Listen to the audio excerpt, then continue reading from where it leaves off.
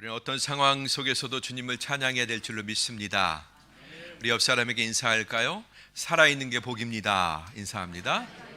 살아있는 게 복입니다. 새삼 살아있는 게 얼마나 큰 복인지 다시 한번 깨닫게 됩니다. 오늘은 차원의 차이라는 제목으로 여러분과 같이 은혜를 나누고자 합니다. 세상에는 많은 차이가 존재합니다. 우리는 차이 속에서 살아가죠. 터키는 차이를 마시면서 살아가고 우리는 차이를 느끼면서 살아갑니다. 말도 다르고 문화 다르고 피부빛이 다르고 다 다른 차이 가운데서 우리는 살아갑니다. 그 간격을 어떻게 다루느냐에 따라서 참 많은 것이 달라집니다. 이 차이를 차이로 여기지 않고 인정해주면서 같이 공감할 때 그 세계는 평화로운 세계가 되고, 아무것도 아닌 차이 같은데 그것을 굳이 드러내고 그 차이 때문에 서로 화합하지 못하고 했을 때 거기서 수많은 갈등과 난감한 일들이 발생하는 것을 보게 됩니다. 어쩔 수 없이 갈등이 차이 때문에 만들어질 수밖에 없는 것을 우리는 역사 속에서 알고 있습니다. 그 간격이 좁혀지지 않는 그런 차이, 간격도 있기 때문에 그렇습니다. 특히 영적인 지식, 구원 얻는 지식도 마찬가지입니다. 인간에게 닥친 그 죄의 위력 때문에 하나님과의 충돌이 벌어졌습니다. 그리고 하나님과 나 사이에 좁힐 수 없는 간격이 만들어지고 만 것입니다. 우리 인간의 차원에서는 아무리 그걸 노력을 해도 하나님과 나 사이에 멀어진 관계를 좁힐 수가 없습니다. 하나님은 좁히실 수 있습니다. 하나님의 방법으로 그것을 좁히신 거죠. 근데 하나님과 우리 사이에 그 충돌한 이유, 그 다음에 좁혀질 수 있는 이유에 대해서 알지 못해서 여전히 고통받고 있는 개인과 세계가 존재합니다. 어떤 세계 사람, 어떤 개인들은 하나님이 좁혀주신 그 간격, 아니 없애주신 그 간격 때문에 하나님과의 소통이 되고 평화를 누리지만, 어떤 세계는 여전히 그 차이 때문에 갈등하고 어떻게 그런 일이 있을 수 있습니까? 라고 하나님께 항변하면서 받아들이지 않는 것입니다. 그래서 여전한 갈등과 충돌이 자기들 마음 가운데 존재하는 거죠. 오늘은 그 일에 대한, 그 원인에 대한 우리 예수님의 분석과 그에 대한 해법에 대해서 함께 알아보겠습니다. 저는 이제부터 우리 예수님께서 보여주신 세 가지 인식의 차이, 그것을 여러분과 함께 추적해 보고자 합니다. 첫 번째는 이해의 차이입니다. 이해의 차이. 9절 말씀 보니까 이런 말씀이 있네요. 어떻게 이런 일이 있을 수 있습니까? 우리 옆 사람한테 우리 터키의 이 상황을 생각하며 한번 여러분 그렇게 한번 되물어 보세요. 아니 어떻게 이런 일이 있을 수 있습니까? 이해가 안 되죠? 네, 니고데모도 이해가 안 돼서 주님께 이렇게 질문하고 있는 거예요. 아니 어떻게 삶의 근거가 흔들릴 수 있습니까? 아니 어떻게 그렇게 헷가닥 뒤집힐 수 있습니까? 예수님께서 거듭남의 비밀에 대해서 알려주셨거든요. 처음 태어난 것 그것만 갖고는 안 된다. 거듭 태어나야 된다. 성령으로 다시 태어나야 된다 라고 얘기했을 때, 처음의 탄생, 몸뚱이의 탄생밖에 경험하지 못한 그 니고데모는 예수님을 향해서 아니 어떻게 그런 일이 일어날 수 있습니까? 불가능하다라고 얘기하는 거예요. 예수님이 말씀하신 성령으로 영이 거듭나는 것은 불가능하다라는 것, 저는 한 번도 그걸 경험해 본 적도 없고 들어본 적도 없고 어디서 만난 적도 없습니다 라고 항변하고 있는 것입니다. 아마 우리가 니고데모의 자리에 있었다면, 시대를 그대로 타임머신을 타고 예수님 앞에 우리가 그대로 니고데모가 되어 있다면 우리들도 역시 마찬가지로 그런 질문을 던질 것입니다. 아니 어떻게 그런 일이 있을 수 있습니까? 오늘 우리는 이 질문을 하나님 앞에 그대로 던질 수가 있습니다. 영적인 거듭남에 대해서도 우리는 그 질문을 던지지만, 아니 주님, 어느 날 갑자기 세상이 어떻게 그렇게 흔들려 버릴 수 있습니까? 그것도 사람들이 활동하는 대낮도 아니고 다 편하게 누워있을 침대에서 단잠을 꾸고 있을 그 순간에 어떻게 그렇게 세상이 폭삭 주저앉을 수 있습니까? 하나님이 계시면 맞습니까? 하나님 과연 계시기나 한 겁니까? 라는 질문을 던질 것입니다. 어떻게 그런 일이 있을 수 있습니까? 라는 질문은 우리가 우리의 삶에서 만나는 불가항력적 상황에서 아니면 몰이해의 상황에서 우리는 얼마든지 뱉어낼 수가 있는 것입니다. 사실 우리는 날마다 그런 질문을 뱉고 사는지도 모릅니다. 어떻게 그런 일이 있을 수 있습니까? 여러분, 이것은 예수님의 말이 어렵기보다는 예수님이 니고데모에게 제시해 주신 그 진리의 말씀, 거듭남의 비밀, 그 말 자체가 어렵기보다는 사실은 생각의 범위가 달라서 빚어지는 어쩔 수 없는 필연적인 문제입니다. 이게 바로 이해의 차이예요. 생각해 보세요, 여러분. 육의 세계에 있는 자, 육신의 세계에 있는 자와 그 다음에 영의 세계에서 오신 분이 어떻게 그 이해의 정도가 다르겠어요? 유치원에 다니는 아이와 그 다음에 대학 졸업하고 학위를 받은 사람의 세계가 어떻게 똑같을 수가 있겠습니까? 저 극동의 나라에서 동방에서 살던 우리나라에서 땅에서 나는 것을 먹고 우리 말을 하고 우리의 학문을 하고 그 현실 속에서 살았던 우리가 지금 8,000km 떨어진 이 땅에 와서 살아가고 있는데 상당히 많이 비슷하다고 하지만, 왜? 이 사람들도 그쪽에서 왔기 때문에. 그러나 이미 떨어져 있었던 역사는 너무나 길죠. 이곳에서 살았던 그들의 역사, 이곳에서 그들의 삶을 경영했던 그들의 역사 때문에 너무나 우리는 많은 차이점을 가지고 있습니다. DNA도 다르고 생각하는 것도 다르고 그렇습니다. 우리가 어떻게 똑같을 수가 있을까요? 그러니까 어떻게 보면 우리가 터키인들을 다 이해하는 것은 불가능합니다. 그들도 우리를 이해하는 것 역시 불가능하죠. 그러므로 여러분, 니고데모는 거듭남의 비밀을 말씀하시는, 다시 태어나야 된다고 라고 말씀하시는 그 예수님의 말씀을 이해할 수가 없는 것입니다. 아마 여기 있는 많은 분들도 그것을 이해하기가 어려울 것입니다. 이게 첫 번째 차이입니다. 두 번째는 살아가는 차원의 차이입니다. 차원이 달라요. 10절 말씀 보니까 12절 말씀, 내가 땅의 것을 말해도 너희가 믿지 않는데 하물며 하늘의 것을 말하면 어떻게 믿겠느냐. 말을 바꿔볼까요? 터키 동남부에서 일어난 이 땅의 일이죠. 땅이 흔들려서 네 개의 판이 충돌해가지고 빚어진 그 어마어마한 그 비극을 우리는 이해할 수가 없습니다. 우리 눈에 안 보이니까요. 저 땅에서 빚어진 일도 우리가 안 보이니까요. 그러나 일어난 일입니다. 그죠? 우리는 거기서 살지 않았기 때문에, 그 흔들림을 경험해 보지 못했기 때문에 잘 모릅니다. 우리 가운데 몇 분이나 지진에 대해서 그렇게 심각하게 경험해 본 분들이 있을까요? 그리고 그것으로 말미암아 사랑하는 사람들, 내 피부치들을 잃어본 분들이 얼마나 많이 있을까요? 우리는 그래서 모릅니다. 알 수가 없습니다. 어떻게 우리가 그들을 공감하고 길거리에서 모닥불을 피고 있고 눈물이 마를 정도로 울고 있는 그들의 심정을 우리가 이해할 수 있겠습니까? 이해가 불가능하죠. 하늘에서 살다 오신 예수님, 그리고 하나님이 품으신 계획을 가지고 이 땅에 오신 예수님, 그리고 그 일을 이루어가고 계시는 예수님을 그저 처음부터 끝까지 이 땅에서 살았던 존재인 우리들이 어떻게 그것을 이해할 수 있겠느냐 말입니다. 예수님은 너 몰라, 너 무식해, 너는 그런 존재야 라고 지금 그걸 딱 획일적으로 그를 정죄하거나 무시하기 위해서 이 말씀을 하신 게 아니라 그런 한계가 너에게 있단다 라는 것을 지금 알려주려고 하시는 것입니다. 여러분, 그건 뭐죠? 경험에서 비롯된 세계관이에요. 하늘의 세계를 경험하신 분, 그 구원을 설계하신 분, 그 구원을 위해서 오신 분, 이 주도자이신 예수님하고 구원을 받아야 되는 우리들, 우리가 왜 구원받아야 되는지도 모르는 우리들, 우리가 지금 어떤 세계에 살고 있는지도 모르는 우리들의 그 생각의 차이는 이건 말할 수 없는 엄청난 간격인 거죠. 차원이 다른 겁니다. 여러분, 기차는 어디를 다니죠? 1차원의 선의 세계를 다닙니다. 선로 위만 다닙니다. 그죠? 그 선로 위를 기차는 벗어날 수가 없어요. 1차원의 세계를 다닙니다. 자동차는 조금 더 낫죠. 정해진 선로만 가는 게 아니라 도로도 가고 주차장도 가고 내가 가고 싶은 곳 오프로드도 갑니다. 면을 달립니다. 2차원의 세계를 다니는 겁니다. 그러면 비행기는 어때요?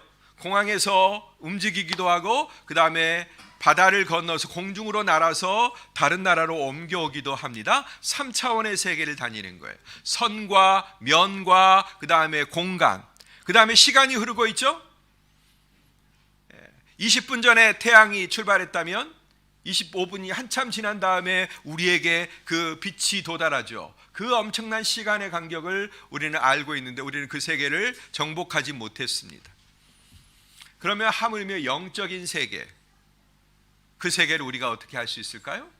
1차원, 2차원, 3차원을 넘어서 4차원까지 넘어서 5차원의 세계에 진입을 해야 우리는 그 초월하고 있는 영적인 세계, 그 세계를 이해할 수가 있다라는 것입니다. 우리는 전혀 다른 차원의 세계를 살고 있다. 그러므로 모르는 것은 너무나 당연하다.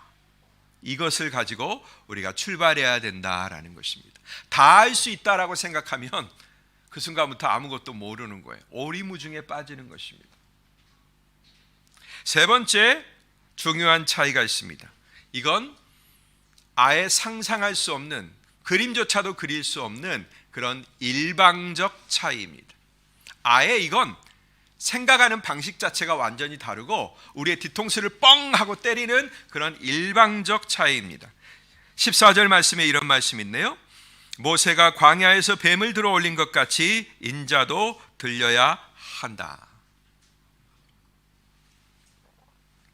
여러분, 뜬금없이 주님은 모세의 놋뱀에 대해서 얘기하고 있습니다. 이 이야기하고 놋뱀의 이야기가 어떻게 매칭이 되는지 우리는 아직 모르겠습니다. 그러나 여러분, 유대인이라면 이 이야기를 다 알고 있어요. 토라, 모세오경을 보면 민수기에 바로 이 불뱀 사건과 놋뱀 사건이 나오고 있습니다. 사막에서 그들이 여호와의 음성을 거절했을 때 하나님께서 어떻게 하셨어요? 사막에 불뱀들을 보내셔서, 독뱀입니다. 독사예요. 그 치명적인 독을 갖고 있는 그 사막의 뱀들이 유대인들을 무는 거예요. 이스라엘 사람들을 뭅니다. 그리고 많은 사람들이 병 걸려 독에 취해서 죽습니다. 그런데 주님은 하필이면 그 방법을 가지고 주님의 영생, 그 엉뚱한 차이, 일방적 차이에 대해서 말씀하시려고 하는 거예요. 그동안은 예수님이 오시기 전에 그 시간 동안 어느 누구도 이 놋뱀을 가지고 영생을 설명한 분이 없어요. 근데 사실은 그 놋뱀과 불뱀과 놋뱀 가운데 이미 예수님이 하실 일이 정해져 있었고 거기에 계시가 되어 있는 거예요. 벌써 1500년 전에 그 일을 행하시고 계시하셨다라는 것입니다. 영생은 다시는 멸망이 없는 세계 가운데서 사는 것입니다. 그 영생의 세계 어떻게 들어가죠? 단 하나의 방법으로 들어가죠. 누구의 방법? 하나님의 방법. 하나님은 인류를 파멸하는 그 죄를 자신의 아들을 대신 죽여서 그 죄의 영향력, 속박을 완전히 풀어버리셨어요. 무력화시키셨습니다. 사막에 그 무섭게 달리는 독사의 뱀, 불뱀의 뱀의 독을 이스라엘 사람들이 물려서 독이 혈관 안에 퍼져가지고 죽게 되는 거예요. 그런데 혈관에 퍼진 독을, 인간의 몸 안에 퍼진 그 독을 몸과 떨어진, 무슨 선으로 연결된 것도 아니고 그 다음에 링거줄로 연결된 것도 아닌데 그저 장대에 매달린 놋뱀을 쳐다보기만 하는 그것으로 다 살게 하셨어요. 그게 민수기에 기록된 실제 역사입니다. 아니, 조금이라도 링거줄이라도 실이라도 연결돼 있다면, 그 놋뱀과 인간이 물리적으로 조금만 연결돼 있다면 이해가 가요. 무슨 기적이 그걸 통해서 번져갔을 거라고, 어떤 해독약이 그걸 통해서 번져갔을 거라고 우리가 조금 유추해 볼 수 있지만, 그냥 쳐다보는 것으로 어떻게 해독의 약이 몸속에 주입되겠습니까? 근데도 불구하고 주님은 단지 바라보는 그거 하나로 사막에서 독한 그 독액을 주입했던 그 불뱀의 독을 제독하셨다라는 거예요. 여러분, 이와 같은 방법으로 주님께서 죄의 영향력, 그 독을 제독하신 줄로 믿습니다. 아멘. 이게 바로 복음이에요. 거기에는 세상에 대한 하나님의 사랑이 진작부터 녹아 있었습니다. 여러분, 신기하지 않아요? 어떻게 불뱀에 물린 그 사람이 장대에 매달린 놋뱀을 보고 살아요? 지금도 여러분 성지순례 가시면 그걸 기념해서 어느 조각가가 저 요르단의 느보산에다가, 저 요단강을 바라보는 느보산에다가 그 놋뱀을 만들어 놓은 구조물을 볼 수가 있습니다. 여러분, 그러나 그 장대에 매달린 놋뱀이 실질적으로 독이 주입된 그 영혼들을 살린 거예요. 거기에 그 이야기 가운데 벌써 뭐가 녹아 있는 거예요? 하나님이 세상을 구원하실 이야기가 벌써 광야, 이스라엘이 출애굽하던 그때 벌써 만들어져 있었다라는 것입니다. 그리고 그 사랑, 그렇게 예정하신 그 사랑이 그대로 실현되도록 하나님은 독생자까지 주시는 계획을 세우셨고, 독생자이신 예수님이 지금 니고데모 앞에 계신 거예요. 이 예수님을 여러분들이 오늘 만날 수 있게 되기를 바랍니다. 아멘.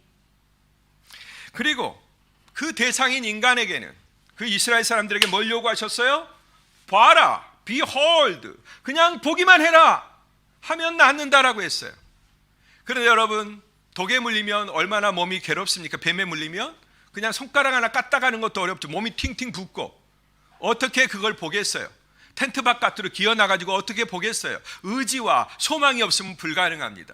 믿음이 없으면 불가능합니다. 단지 보라고 하는데 그냥 모세가 와서 종처에 그 물린 자국에 치료약을 발라주는 것도 아니고 어떤 조치를 해주는 것도 아닌데 나아가서 텐트 바깥으로 나아가서 그걸 봐야 되는 거예요. 그거 하나만 요구받았어요. 그런데 그 요구에 순종한 사람들은 다 살았고, 여전히 아이고 그까짓 게 무슨 효과가 있겠어? 놋뱀 하나 쳐다본다고 내가 어떻게 되겠어? 했던 사람은 자기의 예상대로 그대로 광야 가운데서 넘어지고 말았습니다. 인간에게는 유일하게 그 모든 일들을 마련해 놓으시고 구원의 도리를 마련해 놓으신 우리 주님께서 단지 우리에게 유일하게 딱 하나를 더하셨어요. 뭐죠? 믿음의 법이에요. 나가서 보라는 거예요. 십자가에 매달리신 그 놋뱀, 우리 주 예수 그리스도를 바라보라는 것입니다. 할렐루야. 그러므로 여러분, 결정적으로 모든 니고데모, 곧 구원의 진리를 알고자 하는 이들의 그 궁금증, 진리에 대한 궁금증, 구원에 대한 궁금증은 어디에서 풀리느냐? 주님이 마련해 놓으신 그 놋뱀의 사건, 십자가의 사건에서 풀리게 되어 있는 것입니다. 믿음의 법을 동원하지 않고는, 텐트 바깥으로 나가서 저 매달려 있는 놋뱀을 보지 않고서는 방법이 없어요.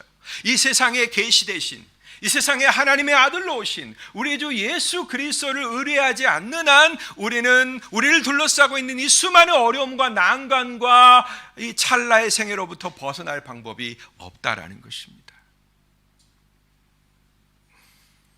터키에 임한 현실도 마찬가지입니다. 여러분, 당장에 필요한 게 먹을 거, 입을 거, 돈 찾아가 주는 거, 그런 거인 것 같죠? 맞습니다. 그러나 거기에 진짜 그들을 구원할 수 있는 건 뭐죠? 진짜 그들을 살릴 수 있는 건 우리에게, 우리 속에 보관되고 우리 안에서 끓고 있는 이 복음의 진리인 것입니다. 여러분, 그거 믿으세요? 그러면 여러분, 우리의 사랑에, 도움에, 손길에, 모든 거에 뭐가 포함되어 있어야 돼요? 바로 이 믿음의 법칙, 예수 그리스도를 믿는 믿음, 그 소식이 포함되어 있어야 하는 것입니다.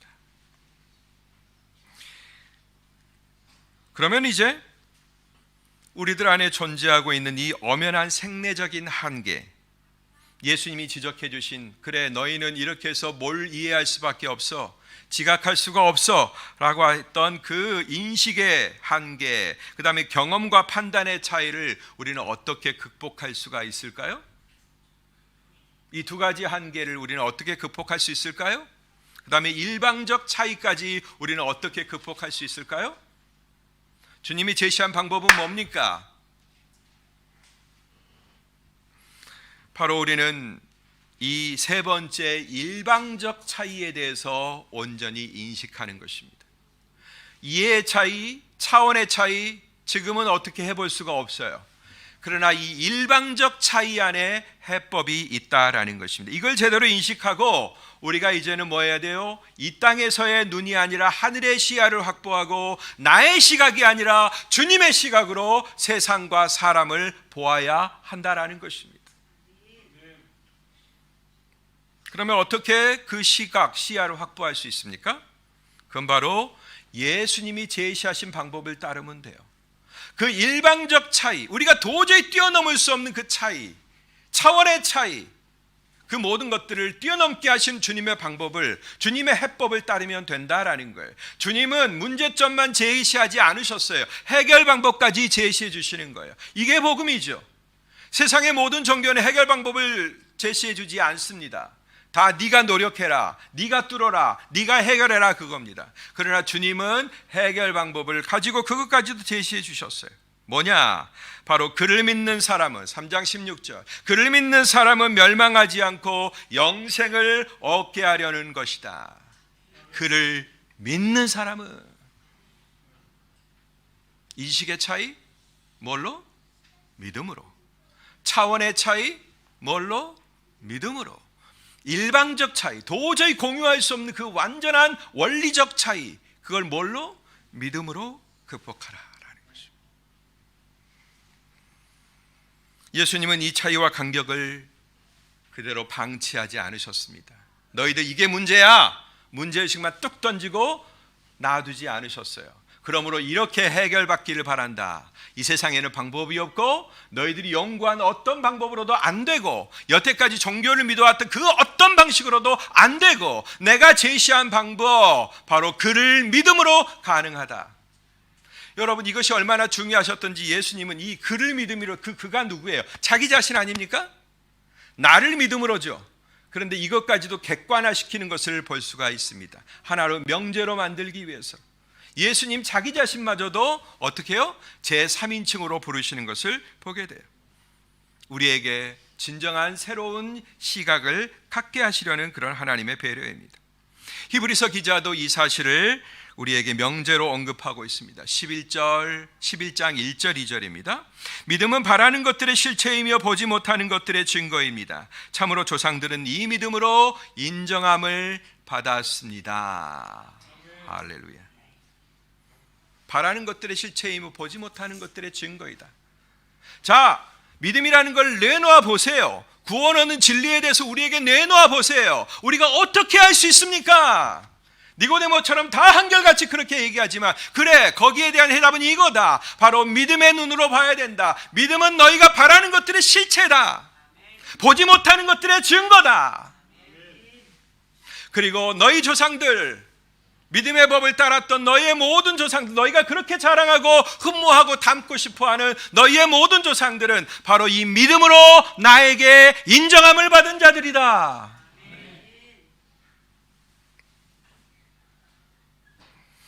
그런데 여기서 우리가 간과하지 말아야 될 한 가지 중요한 점은, 이 믿음의 조상들이 그저 믿음을 머릿속 개념으로만 보관하고 살지 않았다라는 것입니다. 오히려 그들은 이 믿음을 그들의 삶의 국면, 이렇게 큰 일이 벌어질 때, 작고 큰 일이 벌어지는 그 국면, 그리고 그 국면이 이어지는 모든 삶의 여정, 이것과 다 연결했어요. 우리가 아브라함을 보았잖아요. 아브라함이 출발하는 그때부터, 그리고 가나안 땅에 닿고 이집트로 내려가고 다시 사막으로 올라오고 이곳저곳 방황하고 그 다음에 롯과 헤어지고 다시 그를 구축하고, 모든 과정에 그의 국면에 이 믿음을 동원하고 사용했던 것을 우리는 보게 되고, 그걸로 말미암아 하나님 앞에 인정함을 받았던 것을 우리는 보았습니다. 그뿐만일까요?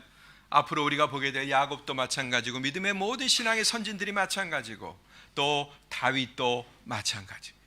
얼마나 자세한 사건들, 얼마나 수많은 에피소드가 그들에게 펼쳐집니까? 그러나 그들의 에피소드에 단 한 번도 믿음이 빠진 일이 없었다라는 거예요.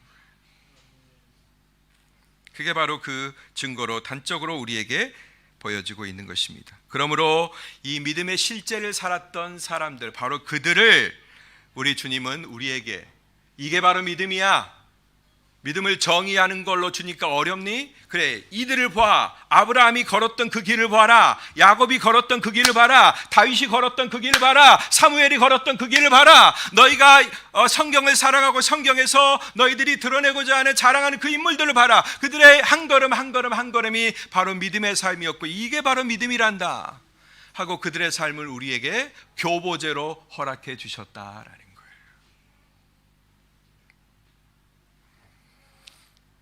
여러분, 지금 온 세상이 튀르키예 이 땅에서 벌어진 참사와 비극에 주목하며 안타까워하고 있습니다. 새벽에 그 일이 벌어졌을 때 저는 아무것도 모르고 그냥 깊은 잠에 빠져 있었습니다. 아마 여러분들도 그러셨을 거예요. 너무나 안타까운 일입니다. 전쟁과 난리를 경험해 보신 분들이 많지 않겠지만 정말로 어마어마한 일입니다. 말로 설명이 안 되는, 빚어졌 이런 일이 발생했다라는 것이 도저히 인정이 안 되는, 그렇지만 일어나 버린 그런 일입니다. 이로 인해서 갈등 관계인 주변 나라들, 그리스, 이스라엘 이런 나라들도 인도적 차원에서 지원을 한다니까 참으로 다행스러운 일입니다. 이런 때 무슨 이념을 따지고 국가 간의 이익을 따져서 뭐 하겠습니까? 사람이 20만 명이 깔리고 유명을 달리하고 그렇게 고통 가운데 있는데, 하물며 이 땅에 새들어 살고 있는 우리들은 더 말해서 뭐 할까요? 저와 여러분들 이 땅에서 새들어 살고 있잖아요. 그죠?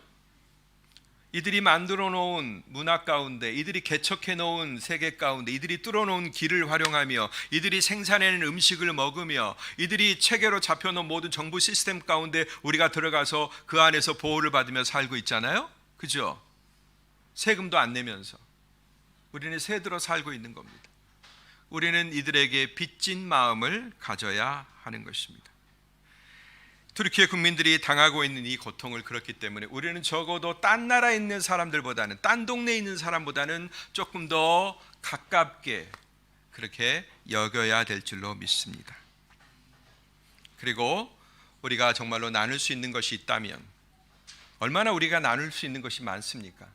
오늘 아침에 우리가 먹었던 것, 냉장고에 가득 쟁여져 있는 음식들, 그 다음에 장롱에 가득 채워져 있는 나의 두꺼운 외투들, 옷장과 그 다음에 장롱에 들어있는 수많은 두꺼운 이불들, 우리가 하찮게 여기고 늘 가까이 두고 있었던 그런 것들이 그들에게는 너무나 요긴한 것이 될 수 있겠죠.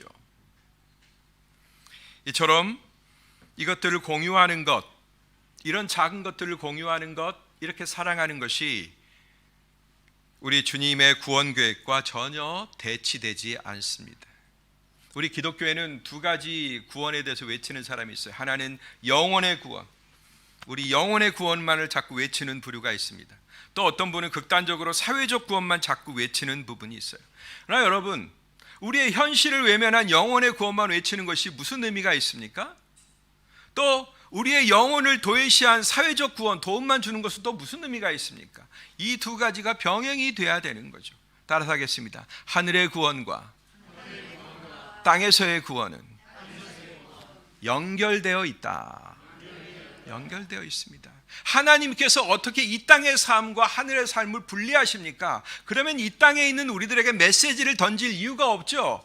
그 수많은 바르게 살아라, 의롭게 살아라, 죄짓지 말아라, 이런 말씀이 하나도 소용이 없죠. 이 땅에서 살아가는 우리의 삶이 너무나 중요하기 때문에 이 삶을 주님이 보시고 평가하시고 판단하시고, 그래서 우리에게 선물을 주실 거기 때문에 이 땅에서의 삶이 우리에게 너무나 중요한 것이죠. 예수를 아는 지식, 믿음의 지식, 그것만 머릿속에 보관하고 아멘 아멘 하다가 천국 가는 거? 글쎄요, 그게 주님이 설계하신 그 믿음일까요? 믿음의 세계일까요? 여러분, 우리는 육체로 부활해서 영원히 삽니다. 따라 하겠습니다. 나는 육체로 부활해서 영원히 산다. 여러분, 육체가 사는 곳이 어디예요? 영적인 세계, 개념의 세계 속에서 삽니까? 아니죠. 육체는 물리적이에요. 물리적. 네, 때리면 부딪히는 바로 이곳이에요. 우리는 물리적 공간에서 살도록 지음받았습니다. 그리고 우리의 부활도 물리적 부활로 일어납니다.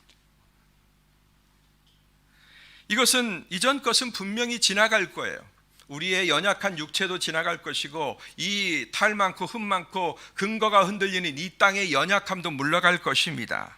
그러나 여러분, 우리는 이 불안한 땅에서, 이 불안전한 땅에서 살아낸, 그리고 믿었던 그 결과를 가지고 완전한 땅에서 완전한 몸으로 다시 태어나는 것입니다. 이게 부활이에요, 여러분. 어느 날 갑자기 하늘에 있는 어떤 공간으로 쑥 이동해 가지고 거기서 영원히 사는 게 아닙니다.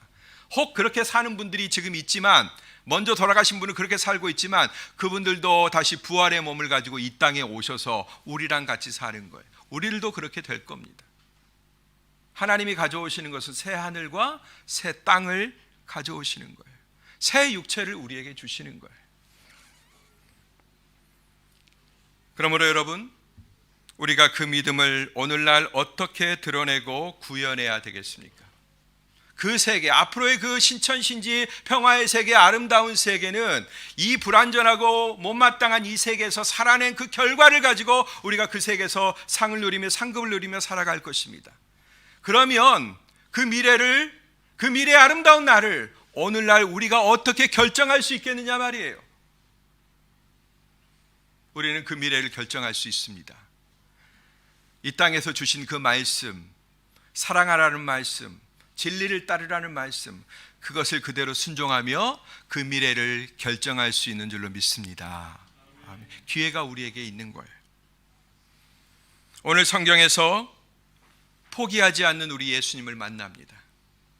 너무나 많은 갭을 가지고 있고 너무나 큰 차이를 가지고 있지만 개의치 아니하시는 그 예수님의 모습을 만납니다. 여전히 땅의 지식 가운데 갇혀가지고 어떻게 그런 일이 일어날 수 있습니까? 라고 의문을 갖는 그 니고데모에게 보이지 않는 영적 세계를 설명하고 또 설명하고, 네가 선생으로서 아직도 그걸 모르느냐, 때로는 책망도 하시면서 가르치려고 하는 우리 예수님의 모습을 여기서 만납니다.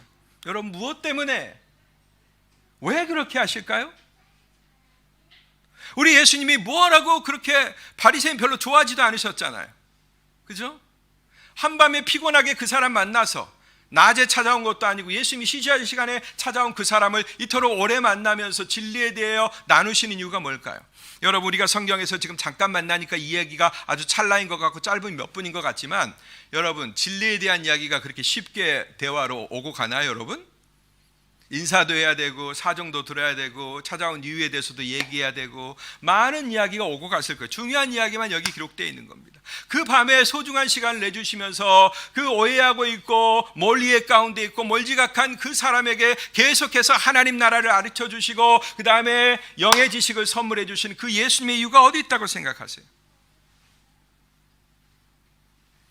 여러분, 그것은 곧 머지않아 교회의 구성원이 될 니고데모를 보고 계시는 거예요. 교회의 일원이 될 그를 보고 계시는 거예요. 그리고 그에게 구원과 영생의 원리를 기어이 설명해 주고자 하시는 것입니다. 그의 가렸던 닫힌 시야를 열어주세요. 그리고 참 자상하게 한꺼풀 한꺼풀 그를 벗겨주십니다. 여러분, 니고데모가 이 진리와 사랑으로 변화가 되면 머지않아 그는 이 진리와 사랑을 그대로 전파하고 실천할 것이 분명합니다. 여러분, 그렇게 됐을까요? 안 됐을까요? 니고데모가? 됐죠. 니고데모는 그 바리새인 산헤드린 공회 의원이었던 이 니고데모는 나중에 예수님이 그들과 같은 부류, 니고데모와 같은 부류에게 고발당하고 십자가에 달려 죽으실 때 그 예수님의 장례에 참여합니다. 아리마대 요셉은 자기의 무덤을 바쳤고요, 거기에 장례될 때 니고데모는 어마어마한 향유를 예수님의 장례를 위해서 드린 수많은 재산, 어마어마한 재산이 들어가 몇천 몇억이 들어갔을지도 몰라요. 당시로 우리의 지금 이 인플레로 따지면 그 엄청난 돈을 들여서 그 다음에 자기 자신이 차지하고 있는 그 위치와 사회적 신분을 위협받을 거, 비난받을 거 뻔히 알면서 상당한 용기를 내어서 예수님의 장례에 참여하는 그런 모습을 보여줍니다. 뭔 증거죠? 그가 그리스도의 사람이 되었다라는 증거죠. 웬만한 각오를 하기 힘든 일입니다. 이 웬만한 각오를 하기 힘든 일을 해냈다라는 것, 그 모든 반대와 그 모든 비난을 무릅쓸 수 있었다라는 것, 그것은 예수의 제자가 되었다라는 의미죠. 예수님의 수고가 결코 헛되지 않았음이 증명이 되었습니다.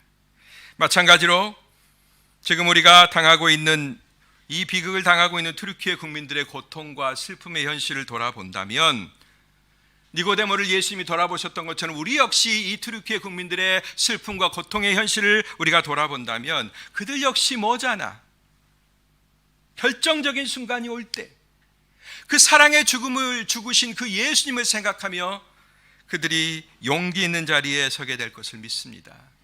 지금은 지지하지 않지만 이수 하면서 그 예수님이 뭔지 그들의 종교와 철학 가운데, 철학의 구조 가운데 인정하지 않지만, 그러나 우리가 베푼 그 사랑, 우리가 몸으로 베푼 그 진리에 대한 그 증거를 가지고 그들이 만났을 때 이제 그들 중에 어떤 사람들은 소수가 될지 다수가 될지 모르지만 그러나 예수를 지지하는 세력으로 바뀌게 될 것입니다. 그리고 능력 있게 예수님의 부활을 증거하게 될 거예요. 그러므로 여러분, 이때야말로, 바로 지금이야말로 우리 그리스도인들이 가진 최고의 진실, 그 사랑의 힘을 보여줄 때인 것입니다. 예수님이 기꺼이 감당하셨던 그 수고를 오늘날 저와 여러분들이 감당할 수 있게 되기를 바랍니다.